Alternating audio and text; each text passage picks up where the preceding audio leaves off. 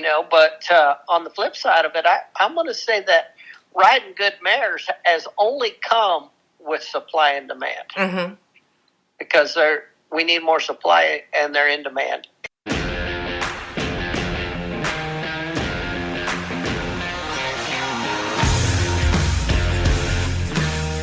This is Chelsea Schaefer, and this is Season 4 of The Score. You all have listened to this podcast 750,000 times, and we are here in Season 4 to bring you even more of what you love.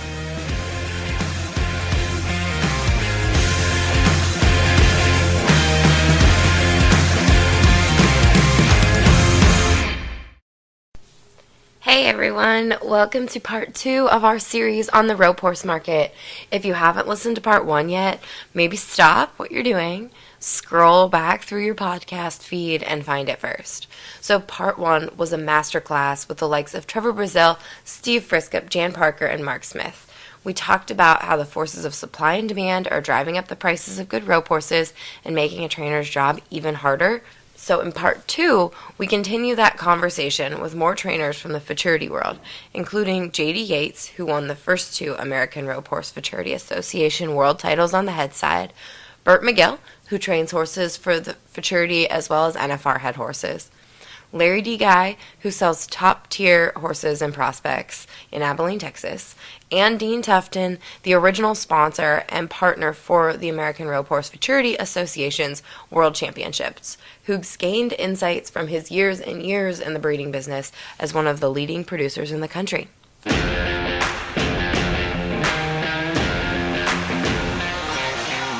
This episode is brought to you by Resistol hats. Right now, we're smack in the middle of felt season, and there's nothing like bundling up in your wild rag, snugging your Resistol down tight on your head, and saddling a horse for the jackpot this time of year. Stay tuned for more in the middle of this episode about what Resistol's slogan, "We live it every day," really means.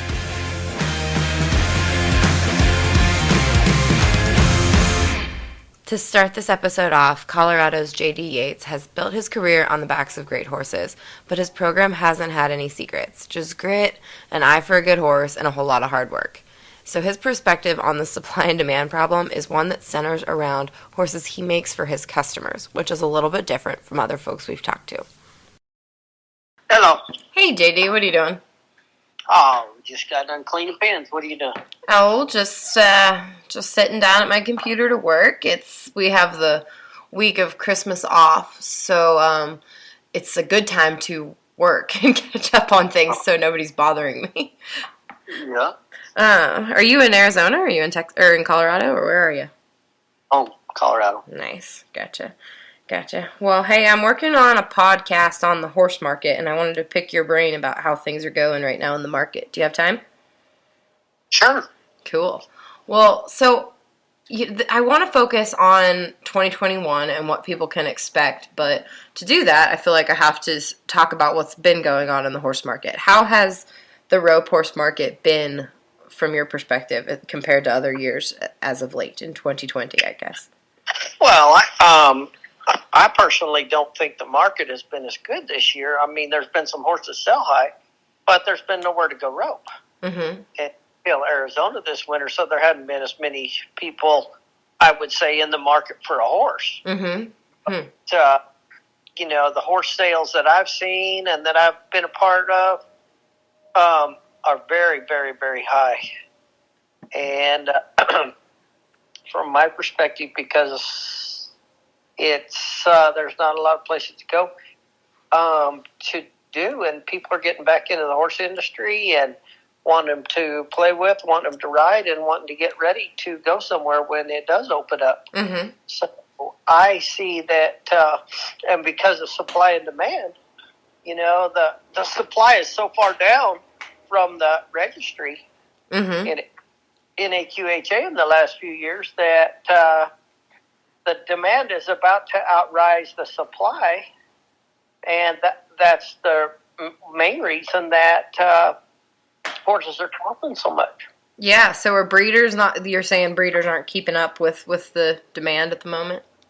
Well, when they flooded the market for a lot of years, and they couldn't sell the horses, and then so a lot of people got out of the breeding business, and it took it took 10 years for it to be a trickle down effect, and now the demand is back and the supply is not there. Mm-hmm. And so there is more people getting back into the breeding, more people are getting back into the horses. Mm-hmm. And it just went through a phase there that it was that they couldn't sell colts, and a lot of people still don't buy a lot of colts, but they're buying more colts because they have more time to do things with them. Yeah. Where are you finding your prospects right now? Are you breeding any of your own, or who are you buying from? What's your prospect hunt look like? I don't have anything. I don't breed. Mm-hmm. I don't, and I have no idea where you find them. Mm-hmm.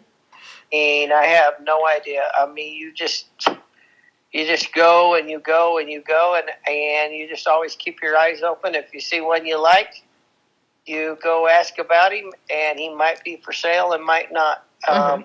I have not one place that I go, Mm-hmm. or one person that I go to, or even one person I call. Yeah.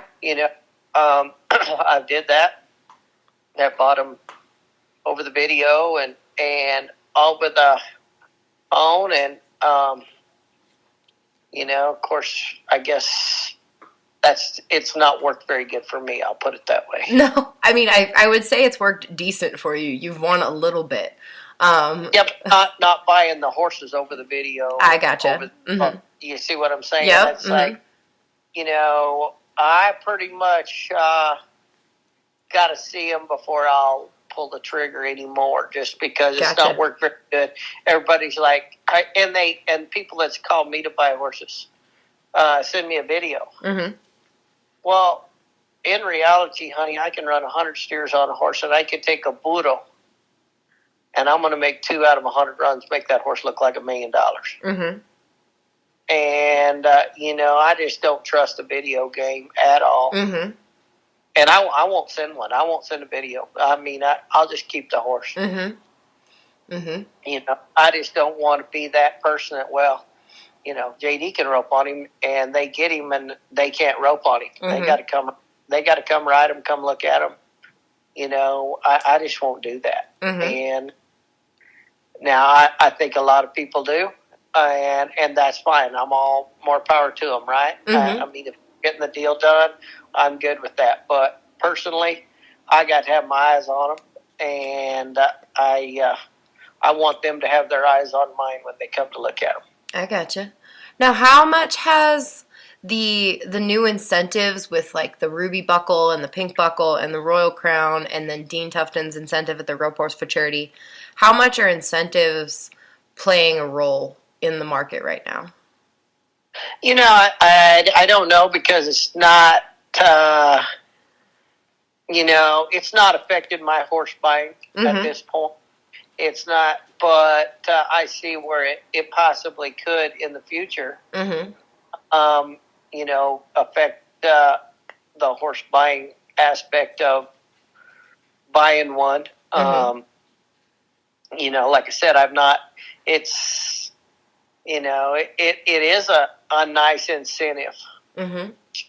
to get that if you win that, but basically, you're buying 2-year-olds and riding them for 2 years, and for somebody, and hoping you win that, Mm-hmm. and hoping you win the incentive to get part of their money back for the riding.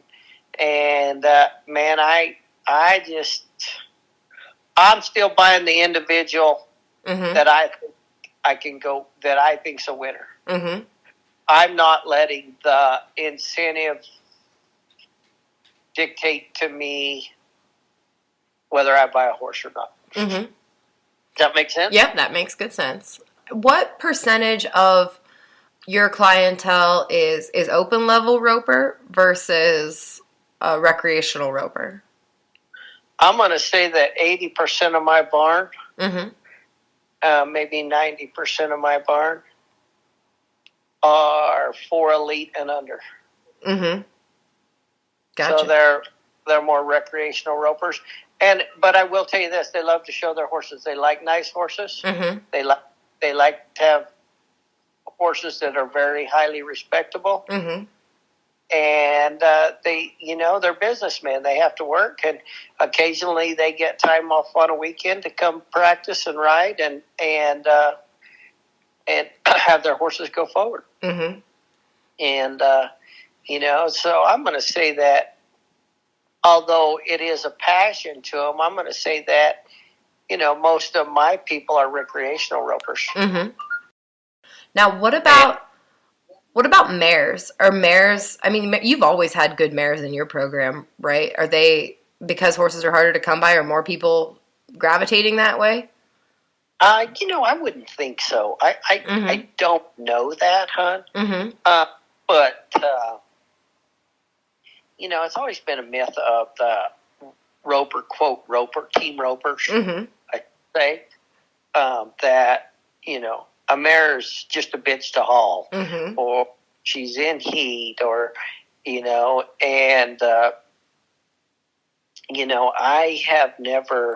I have those issues Mm-hmm. with mares, but in reality, I go back to that one single thing that I think people need to focus on. If you can win on the son of a bitch, you can put up with a lot of stuff. Mm-hmm. Mm-hmm. And so she comes into heat once a month. If you can win on her, I guess she can come in heat twice a month. I don't care. Yep. You see what I'm saying? Mm-hmm. Absolutely, yeah. And I think people lose the perspective of, but I will tell you this. You go back to the recreational roper Mm-hmm. that wants to go to the jackpot, and that mare's sitting there squealing and pinning her ears and biting at his buddy's horse, and he's really there to rope and try to win something, but more for the social event. They don't want to ride him. Mm-hmm. And they don't have to. Mm-hmm. But for me, I think a good mare probably even lasts longer than a good gelding. Mm-hmm. So I don't say that they're gravitating to mares. Mm-hmm. I say that because of the supply and demand, again, I think there's more people riding mares. Yeah, yeah. And I mean, when I speak back to the breakaway roping topic, almost half of those girls were riding mares at the national finals of breakaway roping. It seems like, I'm a girl, I run barrels, but like the mares, I've always liked mares. And it seems like maybe my sister the same way. Mm-hmm. She's like, yeah, it seems like maybe with the increase in breakaway roping opportunities too, mares might find more of a footing in that arena. It seems like the ladies don't mind the mares as much. Yeah. Well, and I tell you what too, it comes back to supply and demand. Mm-hmm.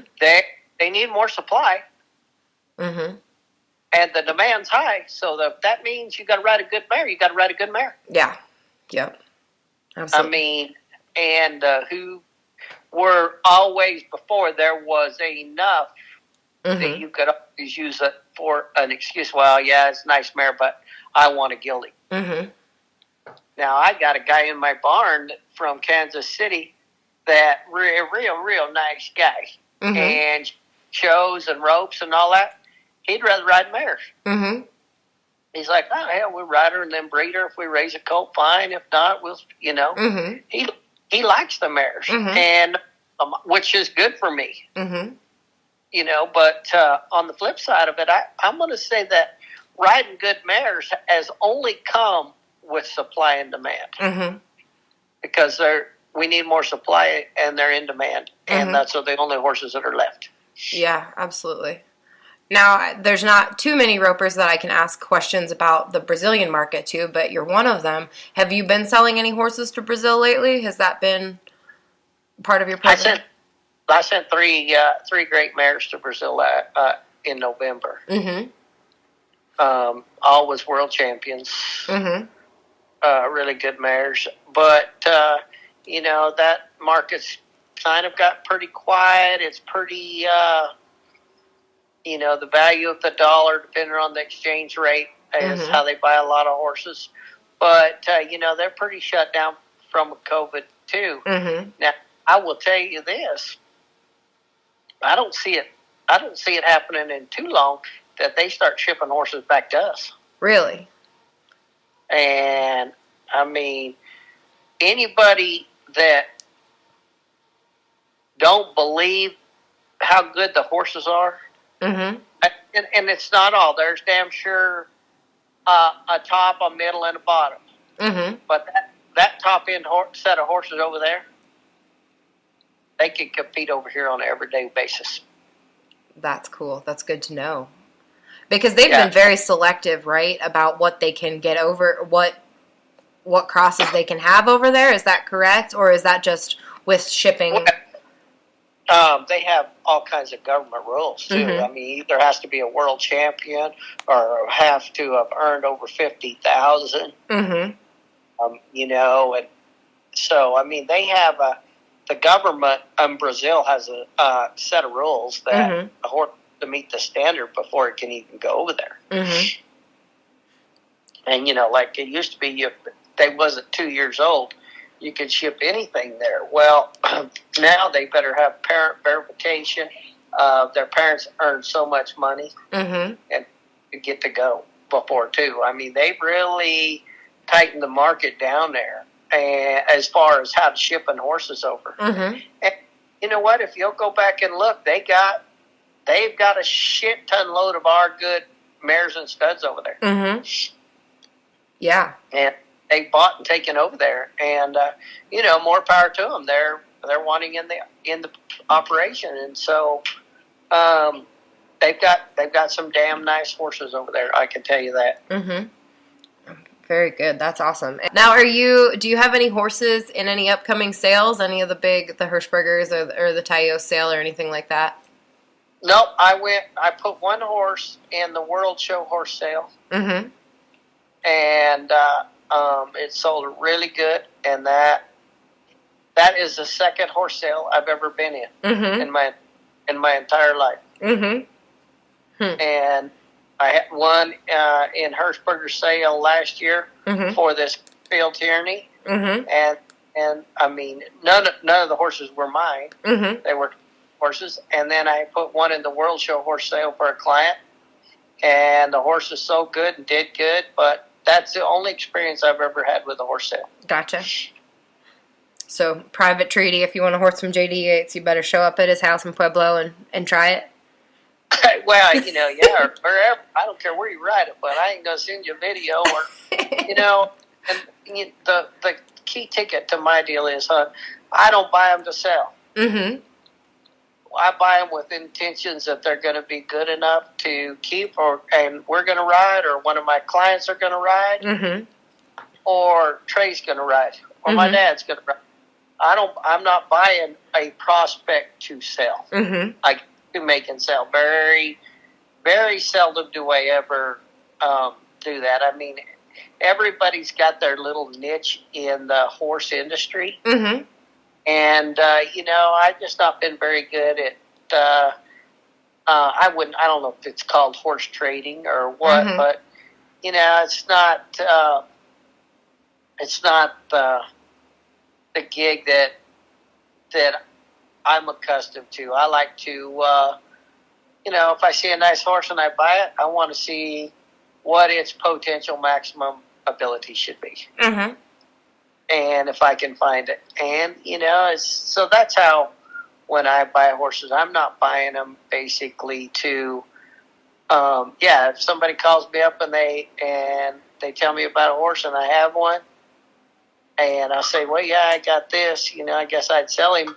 You got to come here and ride him and look at him, and if they do, fine. And if they don't, it's not going to change my demeanor of that horse, I guess. Yeah, I gotcha.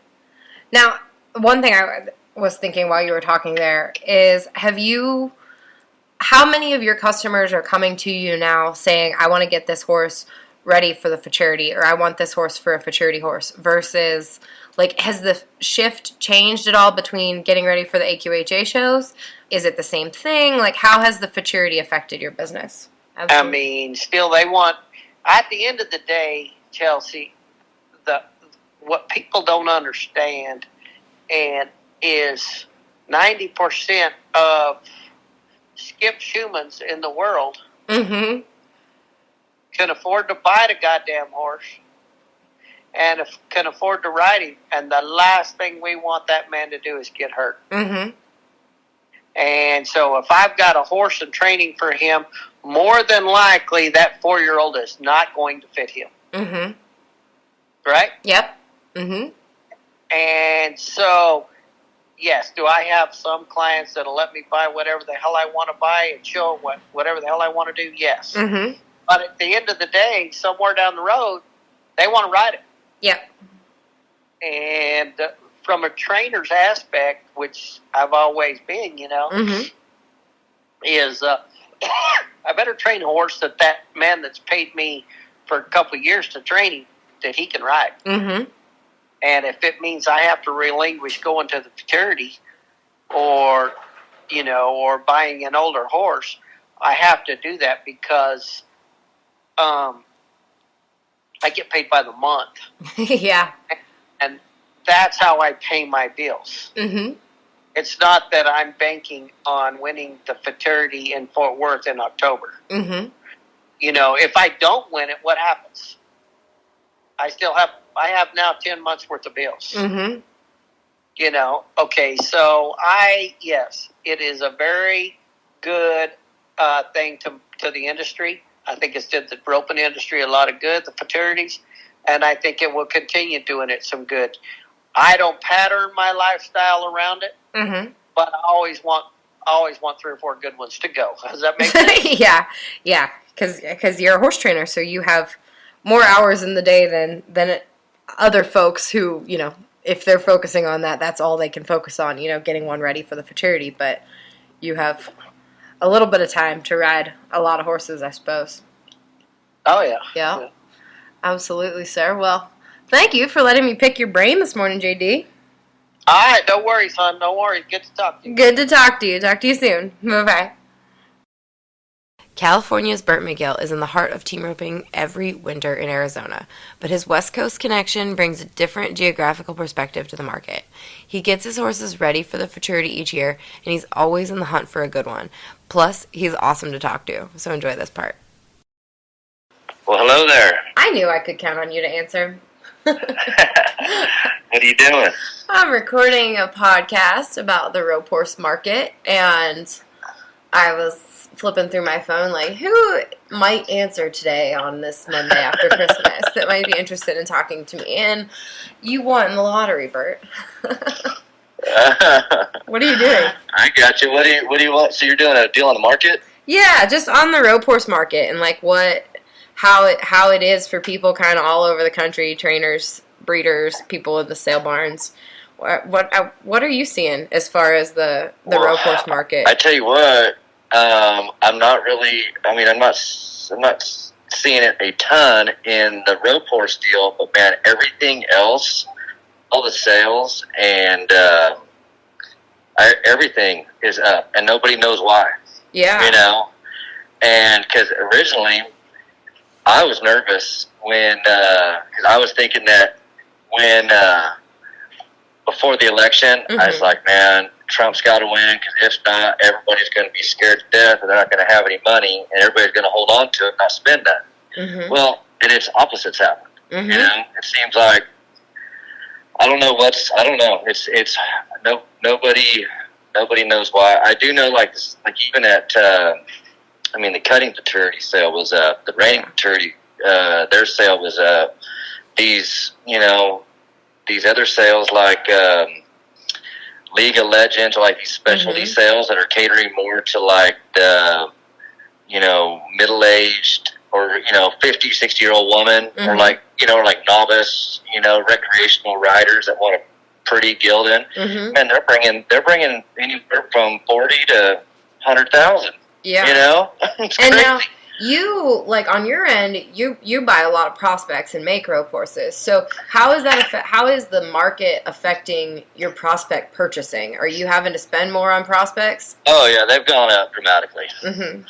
And I think I think people are seeing, well, everybody knows whatever that. I mean, I don't buy a lot of them, so I try to buy the better quality. Mm-hmm. And I think the rope horse maturity market has driven that up. I know there's people know that.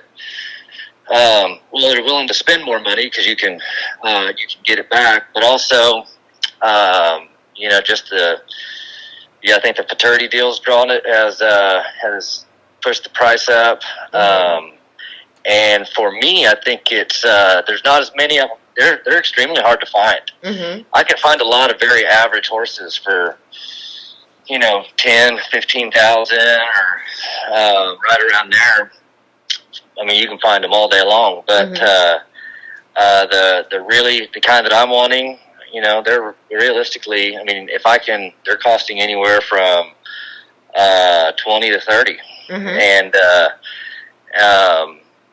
you can probably knock them out for 20, 25, but I mean, and I don't know. I hope it's got to hit a limit, because at some point it really doesn't make any sense by the time you put all your efforts into them and your time. Yeah. But then again, if you got the right kind, maybe it will work out. But they're going to have to bring a ton here in 2 or 3 years to get your money back out. Yeah, that's what I was going to ask you. Like, how much effort does it? Yeah, it is. It's hard. I do not understand the world that we live in right now, because I mean, they can't even keep, like these living quarters trailers. There's nowhere, nobody even knows if there's going to be a whole lot of places to go next year, and they can't even keep them on the lot. Yeah. Everything's going. Trucks, that Bill Fick, they said that you can't even go to his lot and get a truck. You have to order a truck because they go so fast. Wow. That's Like, yeah. I mean, it's good, but it's just a crazy, crazy deal. But yeah, horses have for sure gone up. And now you're not like a king trader. Are you selling them, when you sell one, are you selling them private treaty? Are you taking anything to the sales? How are you getting rid of horses when you need to sell one? I don't really like doing the sales, but private treaty, I haven't had any luck buying at sales, more selling. And I don't know, I just like to, if I'm going to buy one, I want to go try him and know him and know the whole history about him. And if I'm going to sell him, usually, I like to have somebody come try him and know that it's a good fit, because I've taken horses to sales, and you get phone calls a week later, and they're having buyer's remorse. Anyways, it's just better for me just to go and make sure that somebody can come try them a couple times if they need to, and just buy them that way. Now, I've asked a few people this for this podcast. Are mares finding any place in your program with horses being I'm almost leaning that way. Really? Because I think one thing that I'm really thinking is going to be for my role in this deal is, like, what I want to do is I want to buy them as like 3-year-olds or 4-year-olds. I might have to start buying them sooner, to be honest with you, but I'd like to buy them when they're about 3 or so. And this what do you call it? These incentives, like these breeding incentives, I think are really going to are going to grow. Like Zancanella's got one that he's doing. There's some other people that are talking about doing some other breeding incentives.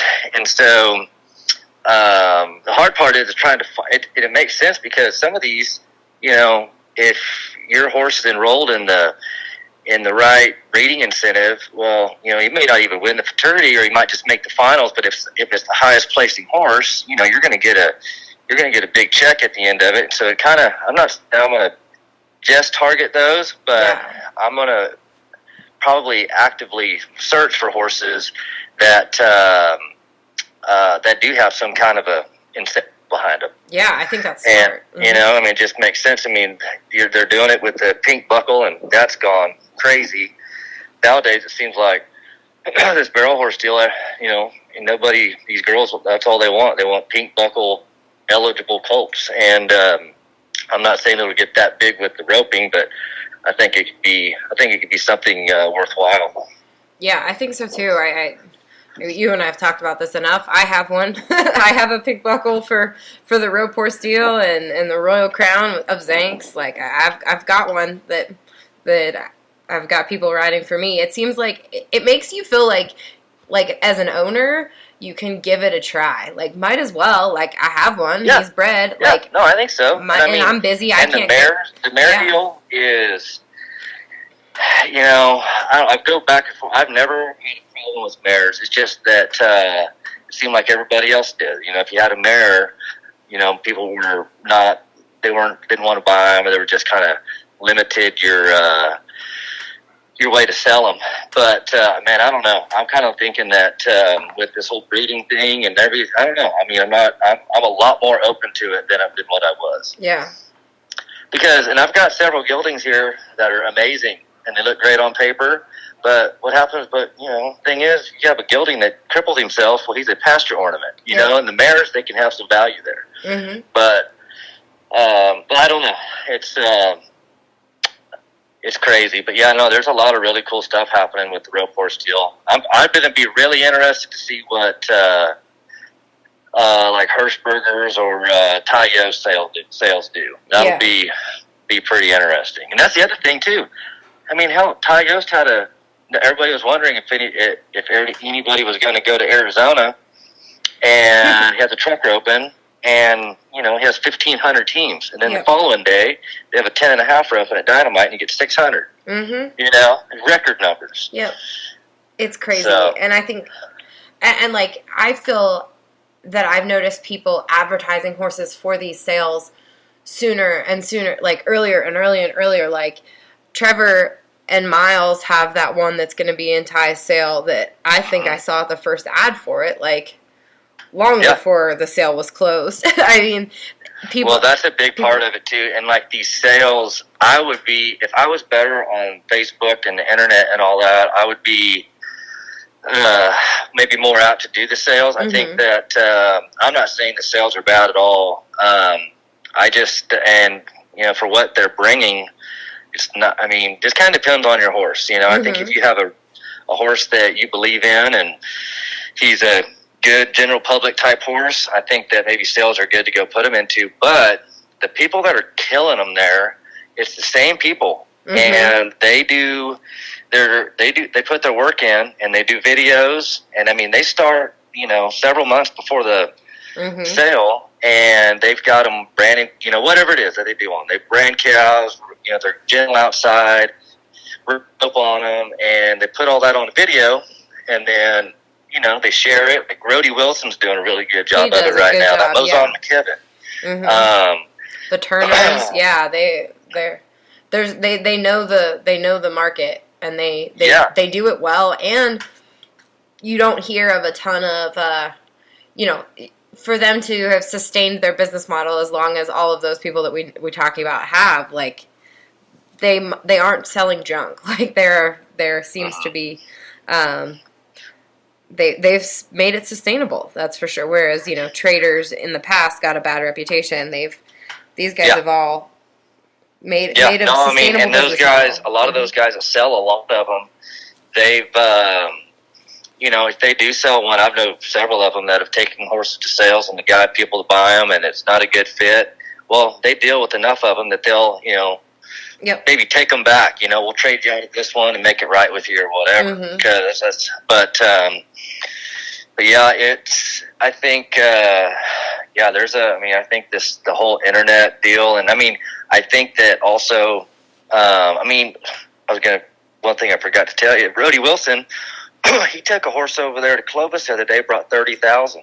Horses don't bring 30,000 to Clovis, But you do that, you get people interested in your horse if you market them right on the internet. And a lot of these horses that are bringing the money, it's over the phone.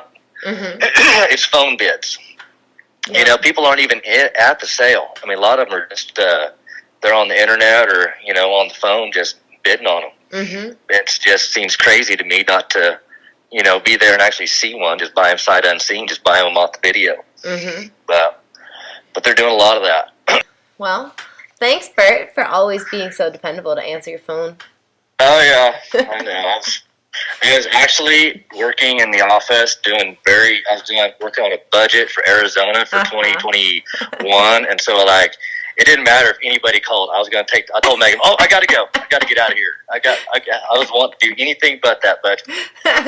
Well, I'm glad. I'm glad to be you're out. Yeah.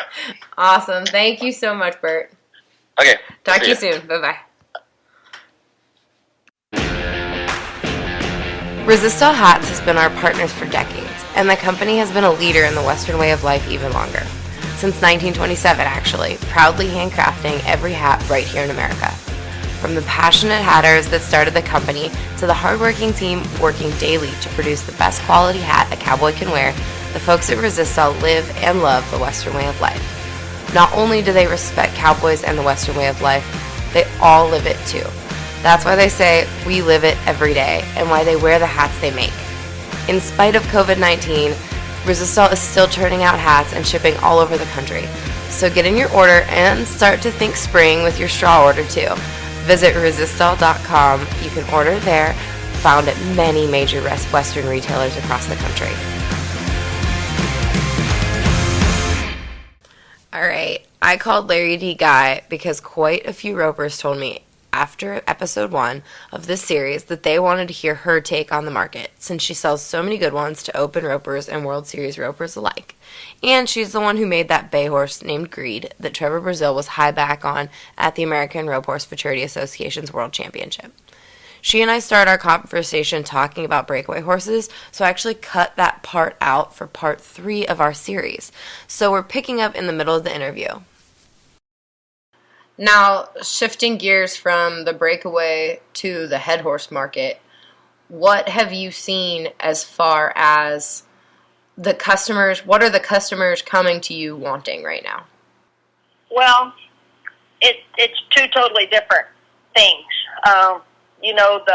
The top guys, they look for a little different thing in a head horse than, say, the lower numbered guys or World Series type people.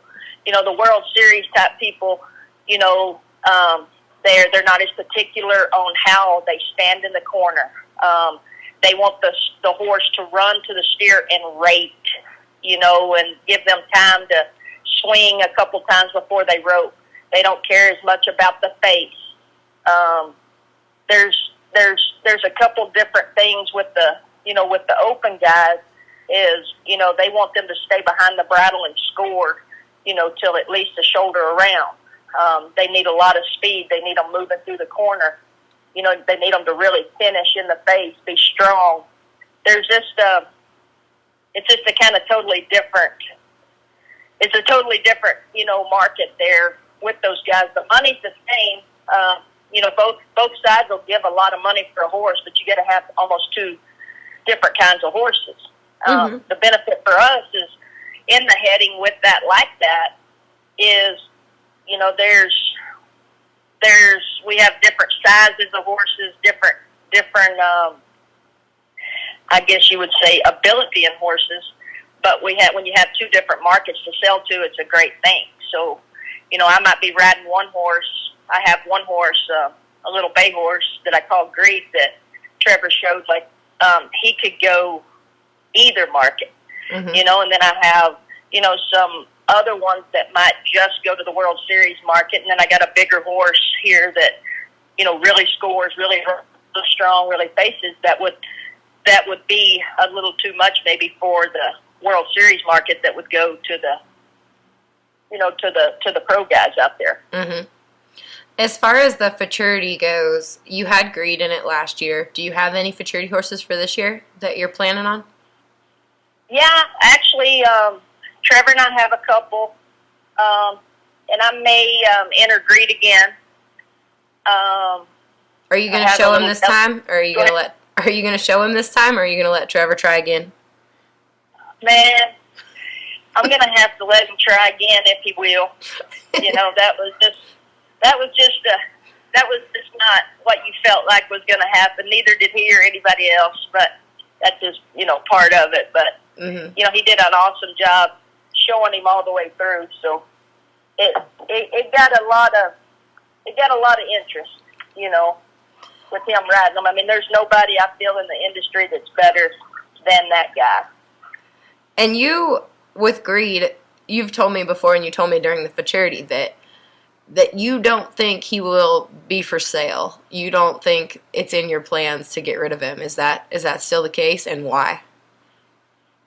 You know, I rope calves on him too, or breakaway rope on him as well. But I have a full sister to him that I'm not saying that I would keep forever. Mm-hmm. But that little horse, I sold a full brother to him, and he was a great horse. And he helped me to build part of my indoor and do some stuff like that. And I kind of regretted selling him ever since I sold him. And I had a friend of mine, Tammy Fisher.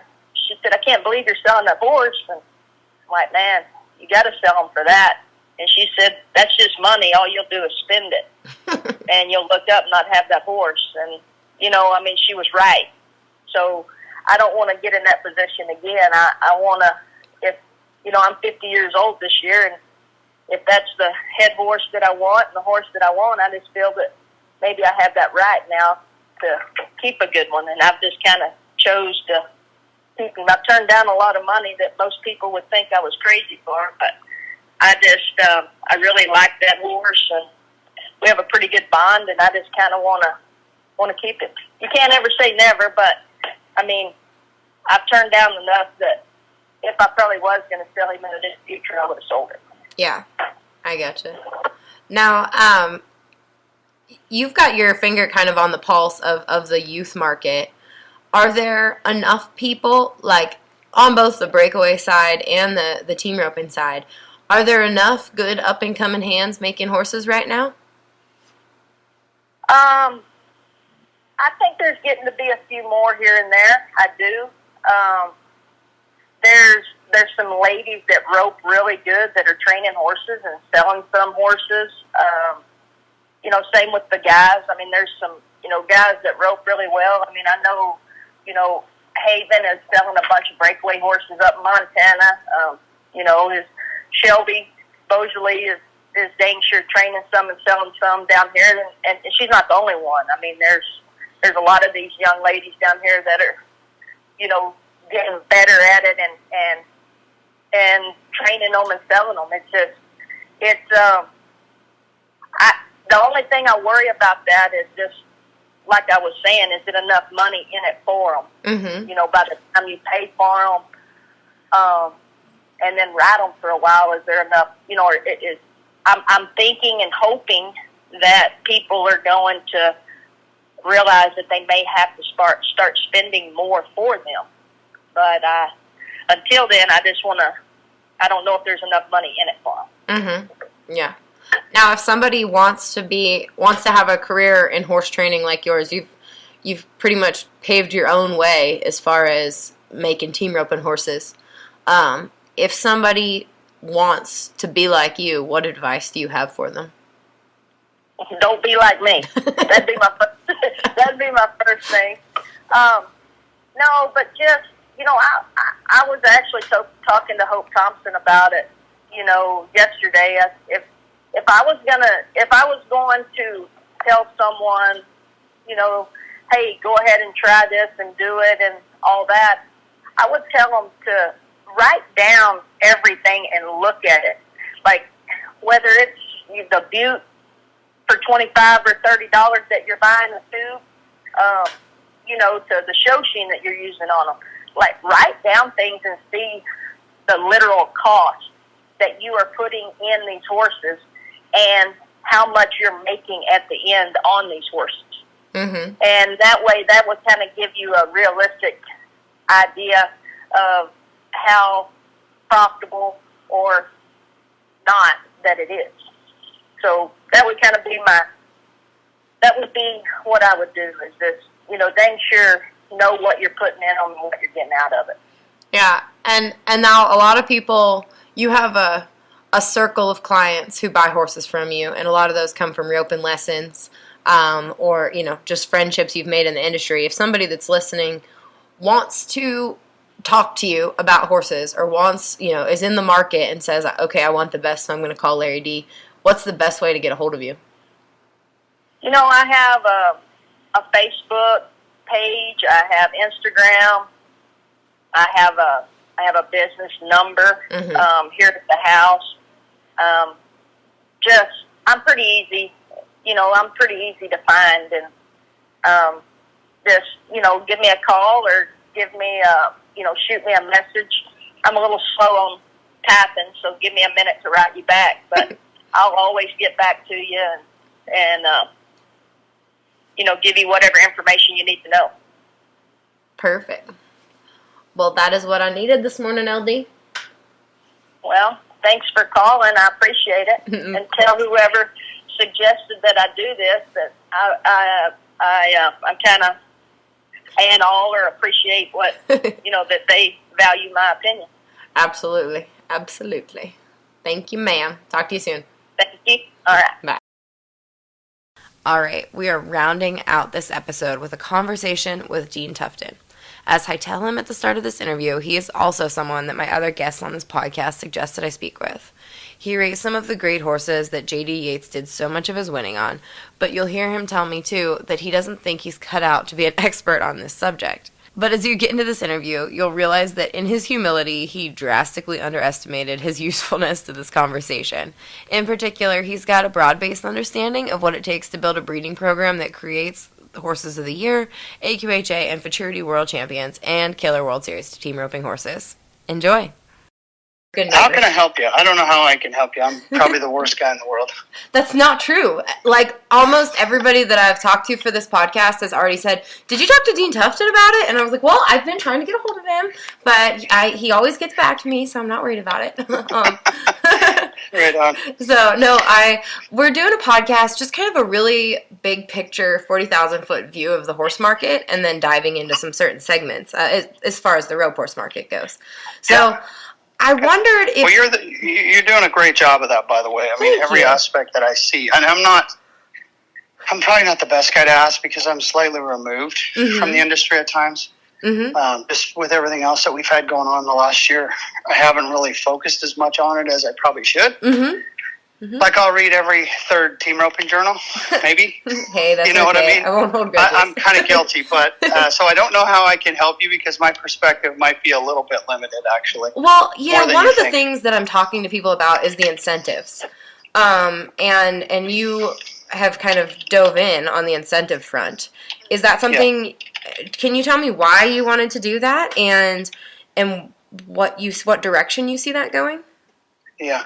Well, for me, I mean, it's really about a two-part answer. The first being that I have stallions that obviously I'd like to promote somewhat, and a program that I'd like to promote. But the second part is just really to increase awareness of the young team roping horses and the futurity that we have going on and try to make it grow.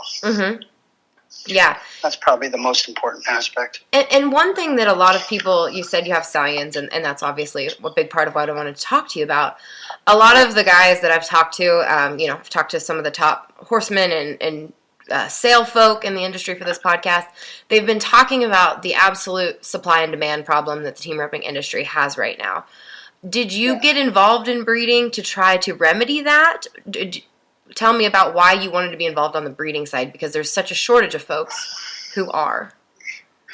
Yeah, I can't honestly say that's the reason that I got involved in the breeding. I think initially I set out to kind of breed my own horses. I felt like I chased around the cow horse or cutting or reining rejects looking for rope horses.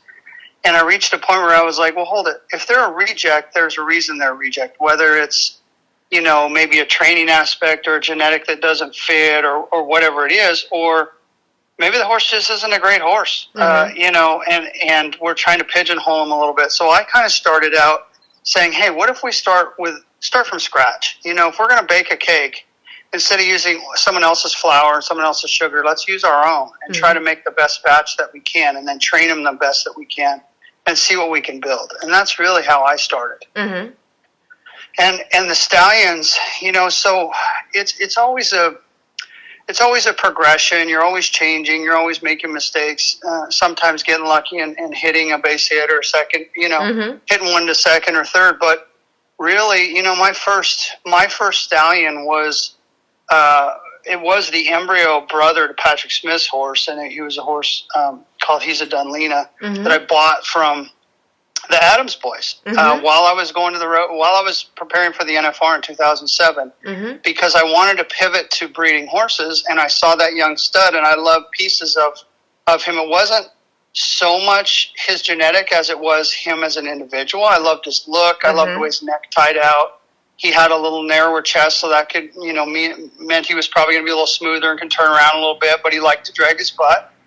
He was a Hollywood done it out of a Docalina mare that was a mare that all the boys had cut on in high school rodeo, so that means it was a great mare. So, obviously, and everybody knows about Patrick's horse, and Rooster or whatever. So my horse, we called him Hollywood. He was my initial breeding horse, and so we started out there, and it didn't take very long, and I felt like, man, I need to look around for some more studs. Not that he wasn't a nice stud. In fact, he was a really good fit. But as you know, when you breed them, it's going to be a 4 or 5 year cycle before you really know what you have. And instead of just throwing all my darts in one direction, I thought I would maybe try a second stud. And that's when I found Shiner's Lena checks at Carol Rose's and started breeding him as well. And then 2 out of the first 3 that hit the ground were multiple world champions. So I did it kind of as a progressive thing. I just kept kind of pushing the envelope and trying different things that led me all the way to, where I am today, where I have Hickory Holly Time in 1910 now that we're promoting him, and this is his first year of breeding as well. So, it's just you're always progressing and trying to build something a little bit better or improve the mares that you're breeding, and that's what we're doing. Yeah, absolutely. So is there anything new for DT horses in 2021? Yeah, I mean the introduction of 1910. So we're going to breed him for the first time. He's a 5-year-old. He was the reserve snaffle bit champion 2 years ago. He had a 6-point lead going into the fence work and just didn't have a great cow. But really, he had a tremendous 3-year-old year. And then last year as a 4-year-old, 4-year-old's kind of a tough year for the cow horses because they're really competing against all the 5-year-olds, and there's a big difference between a 4-year-old and a 5-year-old, just experience wise and maturity wise. But he did win. I think he won another 35,000 maybe last year, so he had a decent year for a 4-year-old.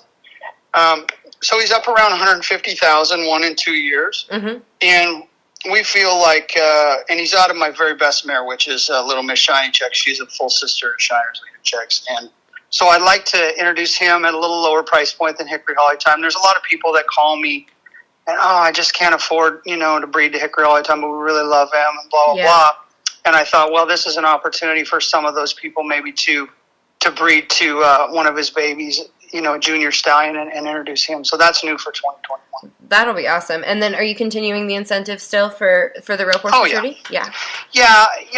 As long as I'm involved and it feels like, we're getting more and more horses out there that are competing. I don't know how many competed at the Futurity this year, maybe 15 to 20 DT horses maybe that were raised and trained. Most of them have been trained by us. But, we'll continue to support the industry and watch it grow and hope it continues.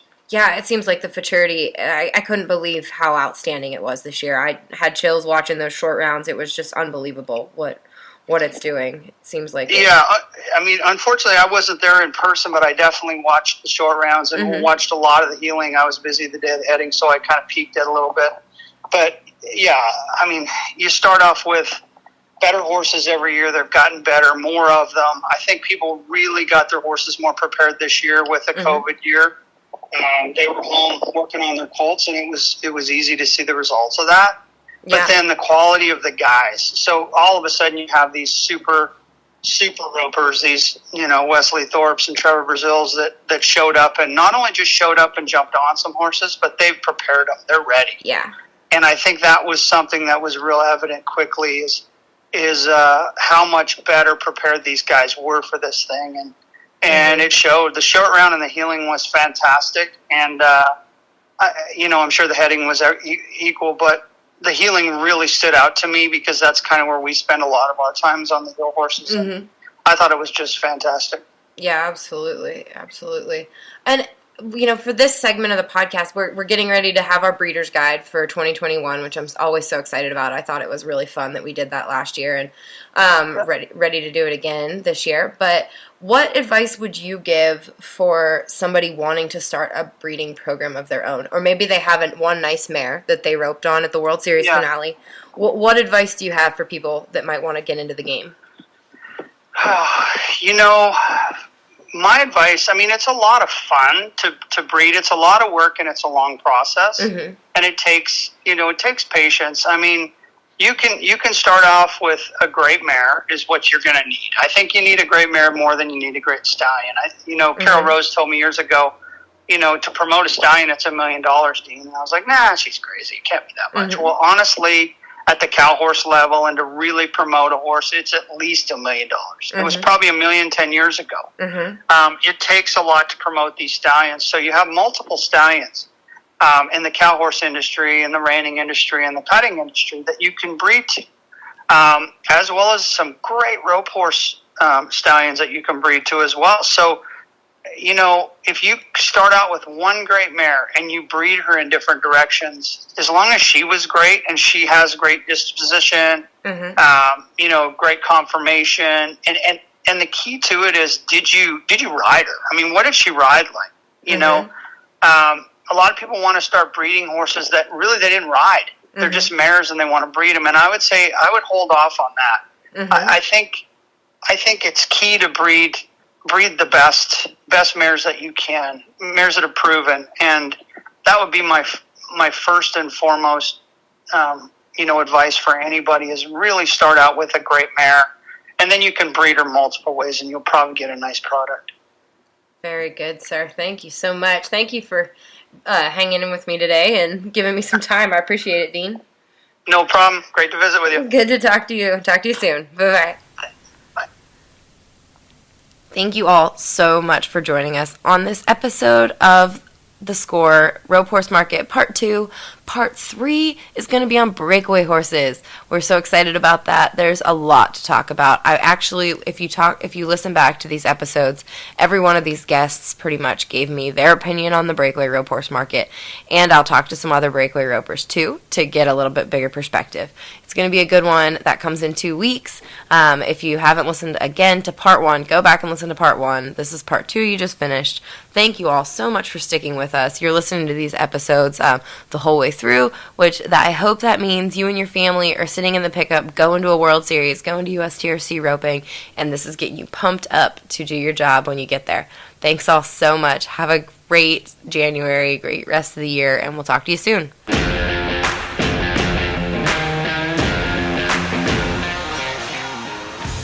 Thank you again to our partners at Resistol for your support over the years. They've been our partners with the USTRC, the Ariat World Series of Team Roping, and the Breakaway Roping Journal too. And we're so grateful for everything they give back to this industry that we love. Resistol.com.